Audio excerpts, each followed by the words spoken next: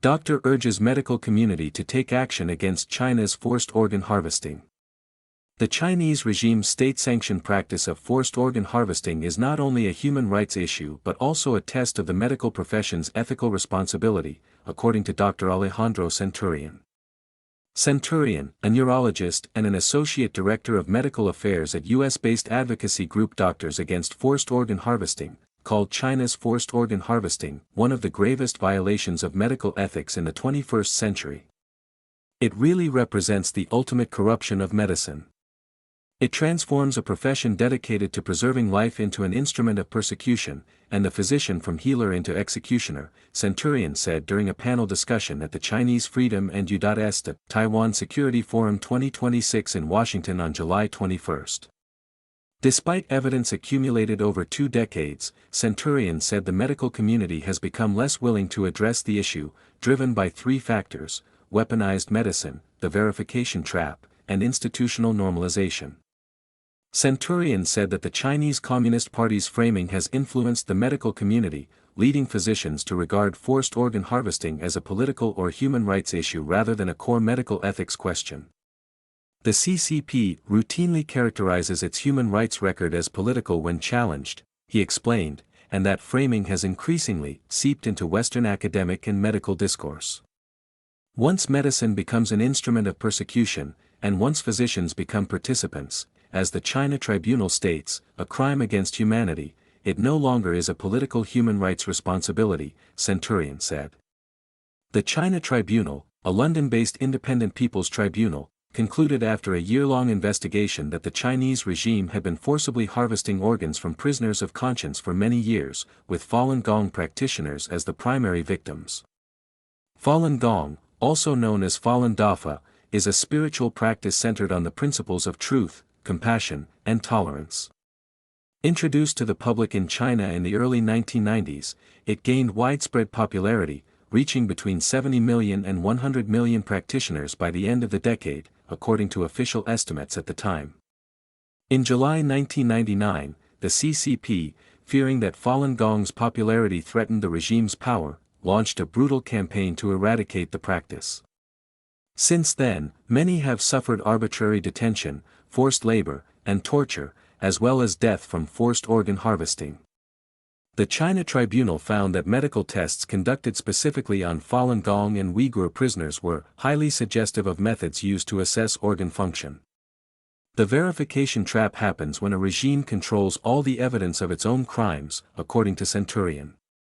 Since independent audits of Chinese transplant centers are almost impossible to carry out, and without access to proof, the international community fails to take action, effectively rewarding the regime for hiding the truth, he said.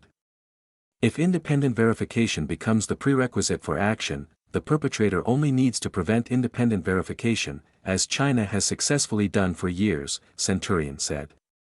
He described institutional normalization as a process by which unresolved ethical concerns gradually fade from professional discourse, not because the issues have been resolved, but because they have been accepted as part of the status quo. At the same time, Western institutions have a powerful incentive to avoid public confrontation with Beijing to preserve their ties with Chinese counterparts, according to Centurion. Over time, institutional silence itself becomes normalized, and routine scientific exchange creates the impression that the underlying ethical questions have already been answered, he said. Centurion said he witnessed that phenomenon firsthand at this year's American Transplant Congress, held in Boston in June. He recalled speaking with a highly respected transplant surgeon who held a leadership role in a major international transplant society.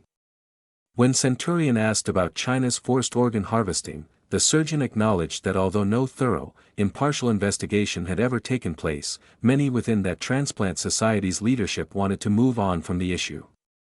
The panel discussion was moderated by Jan Jekielek, senior editor at the Epoch Times. In his best-selling book, Killed to Order, published in March, Jekielek explores how the Chinese regime's industrial practice of forced organ harvesting became an estimated $9 billion industry. In 2022, the Society for Heart and Lung Transplantation decided to ban Chinese papers on organ transplantation. Calling that decision a very significant development, Jekielek urged others to follow at the panel discussion. It would be great to see every international transplant association take that position, Jikilek said. Moving forward, Centurion urged U.S. lawmakers to support the Falun Gong and Victims of Forced Organ Harvesting Protection Act, which advanced out of the Senate Foreign Relations Committee in June. Centurion said the legislation would serve as a powerful antidote to the institutional normalization that has increasingly paralyzed much of the international transplant community.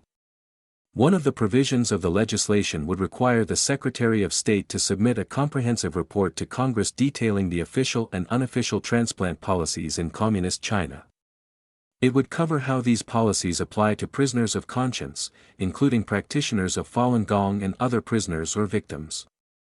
The report would also cover the known or estimated annual volume of transplants performed, along with other details to assess transplant policies and practices in China.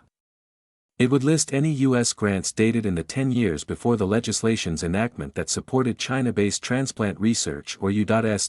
China collaboration in the field.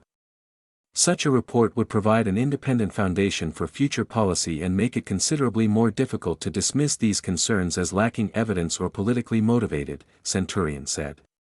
Eva Fu contributed to this report.